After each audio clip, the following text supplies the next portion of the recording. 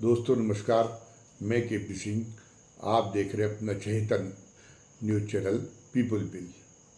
पिछले दिनों जब राष्ट्रीय स्वयंसेवक संघ के सरसंघचालक मोहन भागवत ने एक वक्तव्य दिया था जो बड़ा सनसनीखेज बन गया था। मोरोपंत पिंगले की जो संघ के बहुत ही एक बड़ी विभूति रहे हैं, उन पर लिखी हुई पुस्तक का विमोचन करने के कार्यक्रम को वो संबोधित कर रहे थे। उन्होंने मोरोपंत पिंगले के संस्मरण सुनाते हुए ये कहा कि वो पिंगले जी ने ये कहा था कि 75 वर्ष की उम्र पूरी हो जाए तो उसके बाद में फिर पद छोड़ देना चाहिए और अपने किसी दूसरे को अपनी जिम्मेदारी सौंप देना चाहिए। पर सक्रिय सार्वजनिक जीवन के लिए 75 वर्ष की उम्र की एक म्याद होनी चाहिए। ये उन्होंने मोरोपंत पिंगले की इसको जो उनके इस कथन को याद किया और ये बड़ा एक स्वाभाविक भी है। भारत में जो है एक आश्रम परंपरा हर व्यक्ति के लिए निर्धारित की गई है। उसमें भी ये माना गया है कि 25 वर्ष तक शिक्षा दीक्षा की उम्र है और 50 वर्ष तक गृहस्थ जीवन की, उसके बाद में फिर जो है समाज के लिए बड़ी एक भूमिका निभाने की है जिसमें राजसुख भी आता है। और 75 वर्ष की उम्र के बाद में फिर जब ये है कि लोगों को अपनी सारी उन जिम्मेदारियों से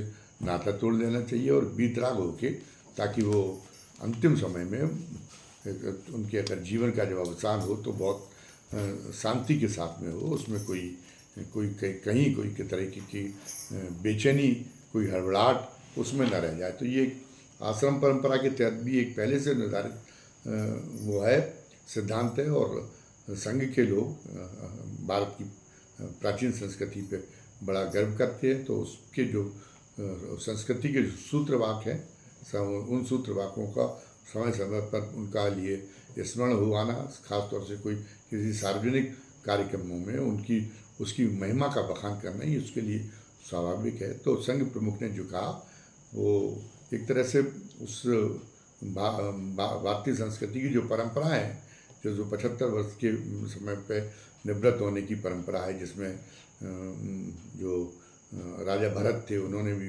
75 वर्ष की उम्र के बाद में अपना राजपाट छोड़ दिया था और चले गए थे वो जंगल में। तो उन्होंने उसको ही अपनी एक तरह से जो महानता, भारतीय संस्कृति की महानता स्थापित करने का जो एक क्रम रहता है, जो हमारी संस्कृति से बहुत बड़ी अभिभूत हैं, हमारे संस्कृति की गौरव को, जो हमारी संस्कृति को बहुत ही गौरवशाली मानते हैं और जिसमें संघ जैसे संगठन प्रमुख है। तो उन्होंने उसी भावना से कहा होगा, क्योंकि अगर उन्होंने उस समय कोई राजनीति करने के इरादे से ये कहा होता तो ये संघ प्रमुख नादान तो है नहीं।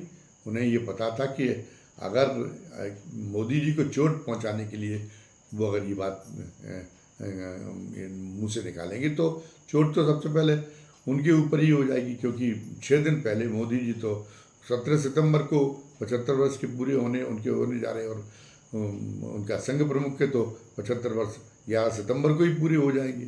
तो फिर वो 11 सितंबर तो उन्हें तो अगर इस सिद्धांत को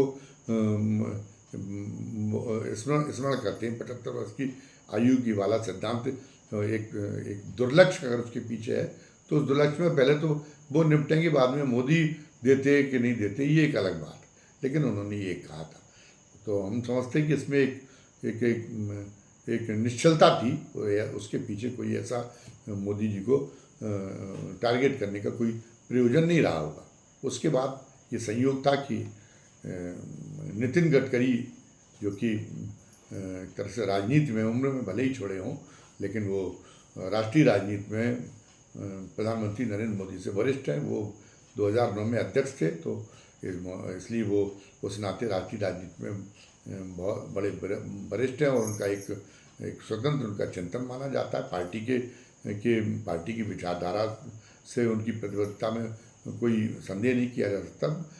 स्वतंत्र तो हम ये कहना चाहते हैं कि स्वतंत्र कहने का मतलब ये नहीं कि कई बार वो पार्टी की जो विचारधारा है, पार्टी की जो वैचारिक लाइन है, उसके लिए जो प्रतिबद्धता होनी चाहिए, उस प्रतिबद्धता से अलग हट के कोई व्यक्तिगत विचार व्यक्त कर देते हो। वो जो भी विचार व्यक्त करते हैं वो विचार अपनी पार्टी को मजबूत करने के दृष्टिकोण से और विचारधारा को मजबूत करने की दृष्टिकोण से ही वो बात कहते हैं। वो सबसे पहले उनके जो ध्यान में रहता है वो पार्टी का वो विचारधारा का हित चिंतन रहता है। तो उन्होंने जो बातें कही, पार्टी का एक बड़ा वर्ग है वो मोदी जी की जो कार्यशैली है, एकाधिकारवादी सर्वसत्तावादी जो कार्यशैली है, सर्वोपरिता की जो कार्यशैली है, उससे वो एक तरह से बहुत ही उसके मन में बड़ी खिन्नता है।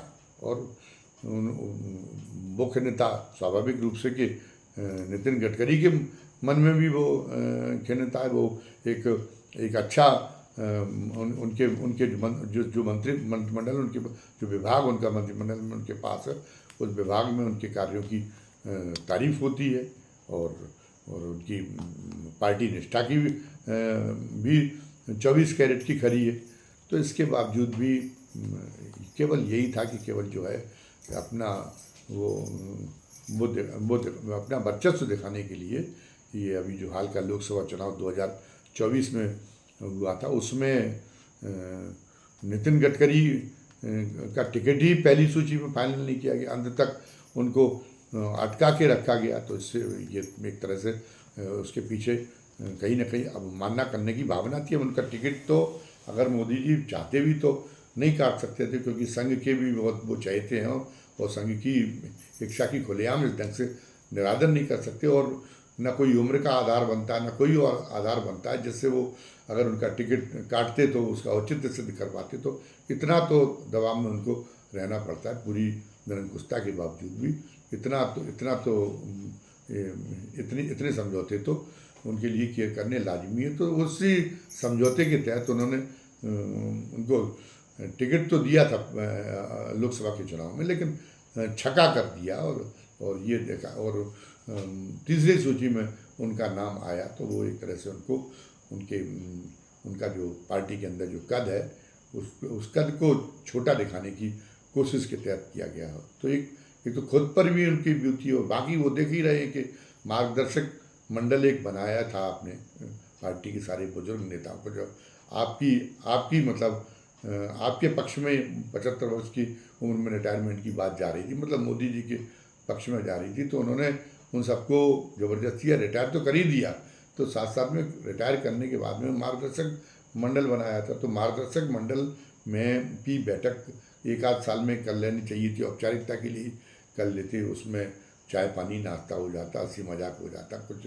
मशवरे भी जो अनुभवी नेता है पार्टी के उसमें मिल जाते और उन मशवरों से और हो सकता है कि उनमें से कई बहुत महत्वपूर्ण परामर्श मिलते, जिससे जो है मोदी जी की लोकप्रियता और बढ़ती, उनकी कार्यकुशलता में और चांद लगते। लेकिन उनके एक अपनी जो अहंकार की ग्रंथि है मोदी जी की, वो इस कदर है कि उन्होंने जो एक गुण होना चाहिए शासक में, कोई भी कितना भी निरंकुश शासक हो, निरंकुश शासकों में भी ऐसा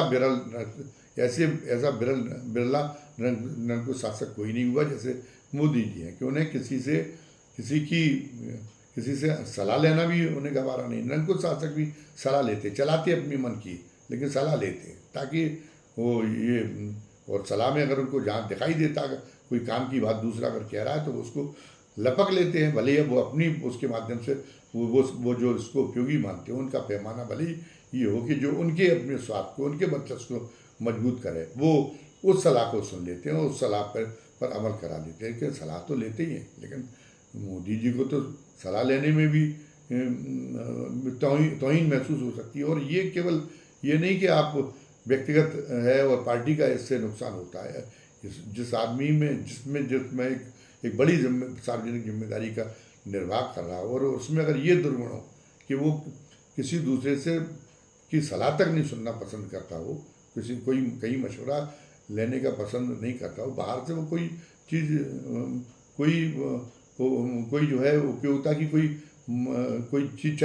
तलाशने की जिसके अंदर कोई भावना ना हो, तो वो जो है वो एक व्यक्ति के फैसले हमेशा कितना भी महान क्यों ना हो, लेकिन एक व्यक्ति के फैसले हमेशा 100% ठीक नहीं होते। कई बार जो वो सोच रहा है वो उसके करने में जो जोखिम है, कई बार उन पर ध्यान नहीं दिया जाता। तो अपेक्षा ये रहती है कि शासक चाहे वो एक अधिकारवादी शासक हो, लेकिन फिर भी वो उसका भी एक सलाहकार मंडल होता है। लेकिन मोदी जी को तो कोई किसी की सलाह पसंद नहीं है, और चाहे और इसलिए ये है कि जब वो इस कदर इतनी मनमानी की पराकाष्ठा पर जब काम करते तो कई काम ऐसे करते, कई काम उन्होंने ऐसे किए भी हैं जो पार्टी के लिए भी घातक बने हैं और राष्ट्रीय हितों के लिए भी घातक बने हैं। फिर भी उनमें कोई परिवर्तन नहीं आया। मतदाताओं ने उनको झटका दिया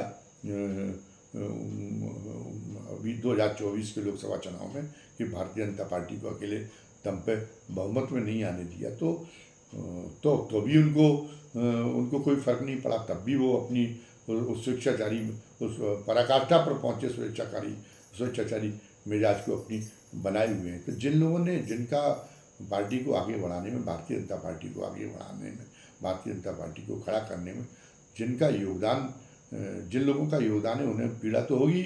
और स्वाभाविक रूप से नितिन गडकरी तो अभी उम्र में के दृष्टिकोण से तो अभी उनके पास में काफ़ी समय है। तो अगर मोदी जी जिस उम्र में पहुंच चुके हैं, अगर खुदा न खास्ता उनके साथ में कुछ हो जाए तो वो जो कुछ ये बोके जा रहे हैं इसका खामियाजा तो नितिन गडकरी जैसे अपेक्षाकृत कम उम्र के नेताओं को भुगतना पड़ेगा, जिन्हें भी लंबी पारी खेलनी है। तो वो अपनी पीड़ा की अभिव्यक्ति तो करेंगी।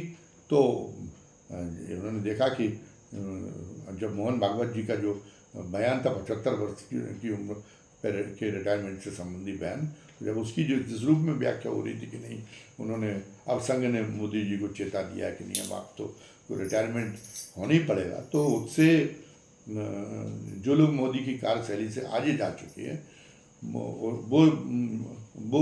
उसकी जो संघ प्रमुख की जो बयान की जो जिस रूप में व्याख्या हो रही थी उससे वो निश्चित रूप से उत्साहित हुए, और नितिन गडकरी भी उससे उत्साहित हुए होंगे। तो उन्होंने फिर और कुछ खरा खरा कहने का उनका मूड बन गया, और उन्होंने एक दो जगह पर ये कह दिया कि किसी ऊंचे पद पर बैठ जाने की वजह से अहंकार नहीं होना चाहिए, और कोई मतलब अपनी मानता जबरदस्ती नहीं थोपना चाहिए। लोग महान है, लेकिन आप ही मानता में थोपने में लग जाएं। और उन्होंने कहा कि वो भी उन्होंने ये सारी बातें लक्षित इसके लिए तो मोदी जी थे, क्योंकि ये सब बातें मोदी जी पर ही लागू होती। मोदी जी ही अपनी मानता को थोपने की कोशिश करती है, सभी जानते हैं, सर्वमान्य तथ्य है। और उसी तरीके से उन्होंने कहा कि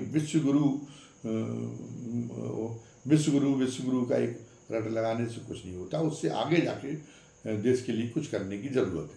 और फिर वो ये भी कह गए कि कई बार सरकारें वोट बैंक के लालच में अपने राजनीतिक स्वार्थ में जो काम उनको करने चाहिए वो नहीं करते, और जो नहीं करने चाहिए वो कर देते हैं। तो ऐसे में ज़रूरी है कि ऐसे भी लोग समाज में हों जो लोग सरकार के खिलाफ जनहित याचिका लेके और अदालत के सामने जाए, न्यायपालिका के सामने जाए। तो भले ही वो सरकार उससे थोड़ी सरकार को परेशानी होगी, लेकिन उससे जो है सिस्टम ठीक होता है। एक अनुशासन जो है उससे जो अव्यवस्था पनप रही होती है उस अव्यवस्था का निराकरण करके एक अनुशासन को मजबूत करने की, सिस्टम के अनुशासन को मजबूत करने की उसमें मदद मिलती है। ये उन्होंने ये उन्होंने कह दिया। और इसके स्वाभाविक रूप से इसके बाद में फिर एक बार उनके संघ प्रमुख के हाल के बयान को और इनके नितिन गडकरी के इन बयानों को जोड़ के और फिर एकदम ये कहा जाने लगा कि अब तो जो है मोदी के खिलाफ भारतीय जनता पार्टी में और संघ में बिगुल बच गया है, और 75 वर्ष की उम्र में मतलब 17 सितंबर 2025 को अब तो मोदी को जाना ही पड़ेगा। और मोदी की मंशा अब मोदी अपनी मंशा का अध्यक्ष भी जो उनका यस मैन हो वो भी नहीं चुनवा पाएंगे। तो इससे जो मोदी के समर्थक थे वो बुरी तरह भड़क गए, और जो प्रतिक्रियाएं सामने आई वो प्रतिक्रियाएं उसमें जैसे जाने अनजाने में जो ऑपरेशन सिंदूर के संबंध में कि हमारे जो जेट विमान है उनको कोई क्षति हुई या नहीं हुई, और हमारी कुछ जगह पे हमारा नुकसान हुआ या नहीं हुआ, इसको इस तरह की लेके जो बातें चल रही थी तो उसमें जाने अनजाने में सेना के उच्च पदस्थ अफसरों ने जो बातें कही तो वो भी इस कदर उनका अपना विवेक शून्यता की स्थिति में पहुंच गए अंत वक्त कि उन्होंने सेना के अफसरों को भी ट्रोल किया और उसमें उनको भी गद्दार तक कहने में नहीं हिचके। और उसके बाद और नितिन गडकरी को भी, जो उनकी पार्टी के लिए, भारतीय जनता पार्टी के लिए इतनी सेवाएं हैं और भारतीय जनता पार्टी उनकी निष्ठा पे कभी दाग नहीं रहा, तो उन्होंने नितिन गडकरी को भी जो है, नितिन गडकरी के मामले में भी उनका यही रवैया सामने आया। उन्होंने वो जो नितिन गडकरी के बाद में भी सोशल मीडिया के पर यही लिखा गया कि वहाँ पे भी देशद्रोही और कांग्रेसी एजेंट ये लिखा जाना एक शुरू हो गया। तो एक अजीब स्थिति है लोकतंत्र में। क्या लोकतंत्र में तो प्रधानमंत्री की, नेताओं की आलोचना होती ही है, और इसके पहले भी जो प्रधानमंत्री रहे वो उनकी आलोचना होती रही। इंदिरा गांधी की तो बारे में लोग नारे लगाते थे, सारे विपक्ष के प्रमुख लोग, एक बारी इंदिरा तेरे खेल, खा गई शक्कर पी गई तेल। तब कोई ये मुद्दा नहीं बनता था कि अरे प्रधानमंत्री हैं तो भगवान हैं, तो आपने इस अशोभनीय शब्दों का इस्तेमाल कर दिया। कांग्रेसियों को बुरा भी लगता था, तो तब ये रिवाज नहीं था कि वो बुरा लगता था विपक्ष के नेताओं को, वो भी कोसते थे, लेकिन विपक्ष के नेताओं को देशद्रोही कहने लगे, विपक्ष के नेताओं को विदेशी शक्तियों का एजेंट कहने लगे। ये उस समय ये रिवाज प्रचलित नहीं था। लोग ये जानते थे कि लोकतंत्र है तो उसमें कोई नहीं बच पाएगा आलोचना से, कोई भी कटाक्ष से नहीं बच पाएगा, और कोई भी शाब्दिक हमलों से नहीं बच पाएगा। तो लोग उसको सहजता से लेते थे, अपने नेता का बचाव भी करते थे। लेकिन ये उनकी इस एक्सट्रीम पर नहीं पहुंचते थे कि वो जो भी पता चला कि अगर उनकी बात कह दी गई तो उनके नेता के खिलाफ कोई बात कह दी गई, प्रधानमंत्री के खिलाफ कोई बात कह गई, तो फिर वो उसको प्रधानमंत्री माने देश ये साबित करने में लग जाए। अगर ये स्थिति रहेगी तब तो जो है वो लोकतंत्र बचेगा ही नहीं। तो अगर आप ये है कि प्रधानमंत्री के खिलाफ बोलना जो है वो अगर देशद्रोह ठहराया जाने लगेगा तो तब तो लोकतंत्र बचेगा ही नहीं। प्रधानमंत्री की आलोचना होनी चाहिए ताकि वो निरंकुश न हो सके। तो इसलिए इसको स्वीकार करने की भावना अभी तक स्थिति रही है। और लेकिन आज तो स्थिति बदल गई है। आज तो पता नहीं लोग क्या समझ रहे हैं। जो एक तरह से जो लोकतंत्र की जो रीति नीति है वो लोगों को कतई हजम नहीं हो पा रही, उन्हें बिल्कुल भी गवारा नहीं। वो चाहे सेना करे, चाहे सुप्रीम कोर्ट कोई असुविधाजनक सरकार के लिए फैसले देती रहे, पहले भी सुप्रीम कोर्ट फैसला देती रही।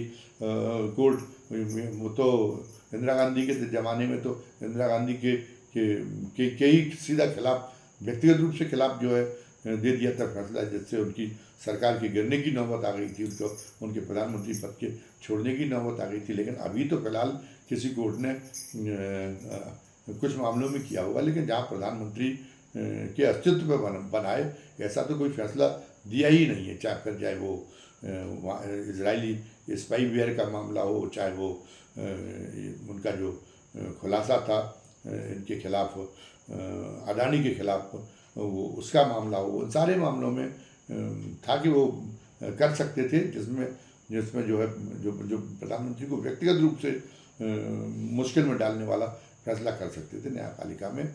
लेकिन किसी जज ने उनके खिलाफ जो है उसको वो स्थिति नहीं आने दी। लोगों को निराशा भी हुई, न्यायपालिका के उस पर भी कटाक्ष भी किया गया।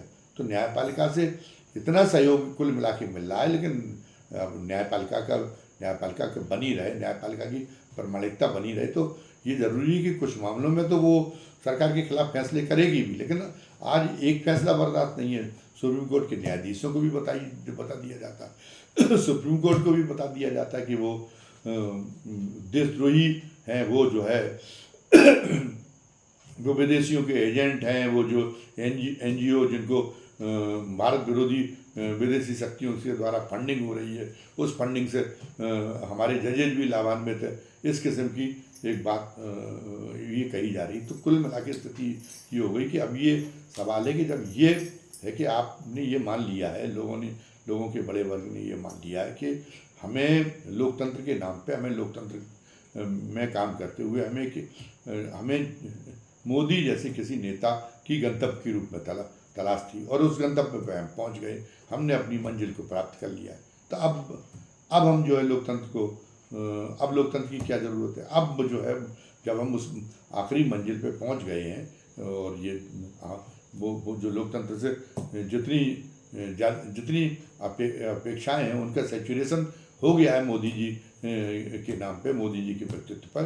तो अब हमें लोकतंत्र की ज़रूरत क्या है?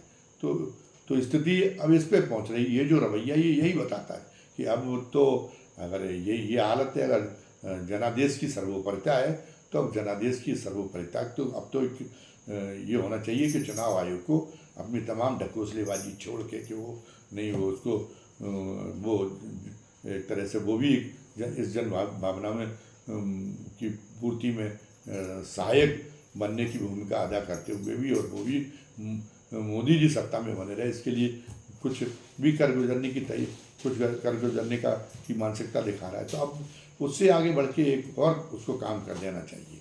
वो काम ये कर देना चाहिए कि वो एक जनमत संग्रह करा ले कि अब बजाय चुनाव की नौटंकी करने की अब एक जनमत संग्रह कराने के लिए कदम बढ़ाए, जनमत संग्रह कराने का क्रांतिकारी कदम उठाए। और वो जनमत संग्रह का इस बात के लिए हो कि कितने प्रतिशत लोग ये चाहते हैं कि मोदी जी जीवन पर्यंत, उनकी उम्र भी, और साथ में ये भी हो कि उस जनमत संग्रह में ईश्वर से भी निवेदन हो कि उनकी उम्र लगभग 1500 वर्ष कर दे। और कितने लोग चाहते थे वो अपनी इस आयु पर्यंत वही प्रधानमंत्री बने रहें, कोई चुनाव कराने की आवश्यकता ना हो, खुद चुनाव कराने की, और ऐसी स्थिति में चुनाव कराने की आवश्यकता को कितने लोग ख़त्म समझते, कितने प्रतिशत लोग। और अगर बहुमत इसके पक्ष में आ जाता है तो यही जब होना है, एन के एन प्रकार मोदी जी को सत्ता में रहना है, मोदी जी के अंदर ही देश रूपायित हो रहा है एक व्यक्ति के अंदर, तो फिर ये चुनाव जब एक बाहियात की बातें होंगी तो बहुत अच्छा होगा कि चुनाव में बहुत ही देश के जो सरकार के खजाने का एक बहुत बड़ी रकम उसमें चुनाव में खर्च होती, तो वो रकम बच जाएगी और हमारे विकास कार्यों के लिए काम आएगी। तो अब हमको ये देखना है कि हमारे इस मशवरे से कितने लोग सहमत हैं, और कितने लोग, और इस मशवरे को फलीभूत करने के लिए कितने लोग जो है हमारी तरह ही चुनाव आयोग के सामने इस मांग को रखने के लिए आगे आते हैं। आज की वीडियो में बस इतना ही। धन्यवाद। जय हिंद, जय भारत।